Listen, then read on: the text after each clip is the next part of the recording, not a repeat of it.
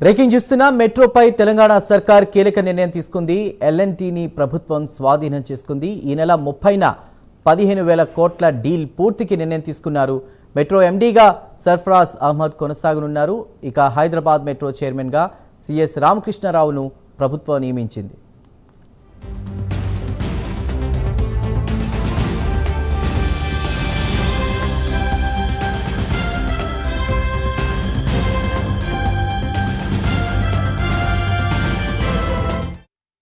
హైదరాబాద్ మెట్రోను స్వాధీనం చేసుకున్న తెలంగాణ ప్రభుత్వం పాలక వర్గాన్ని నియమించింది.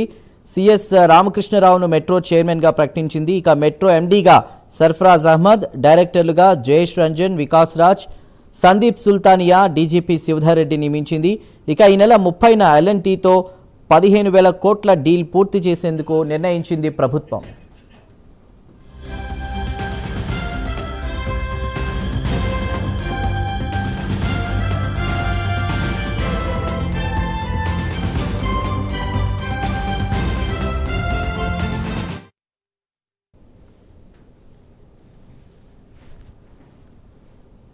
హైదరాబాద్ మెట్రోను స్వాధీనం చేసుకున్న తెలంగాణ ప్రభుత్వం పాలక వర్గాన్ని నియమించింది. సిఎస్ రామకృష్ణరావును మెట్రో చైర్మన్గా ప్రకటించింది. ఇక మెట్రో ఎండీగా సర్ఫరాజ్ అహ్మద్, డైరెక్టర్లుగా జయేష్ రంజన్, వికాస్ రాజ్, సందీప్ సుల్తానియా, డీజీపీ శివధర్ రెడ్డిని నియమించింది. ఈ నెల 30న ఎల్ఎన్టీతో 15,000 కోట్ల డీల్ పూర్తి చేసేందుకు నిర్ణయించింది ప్రభుత్వం.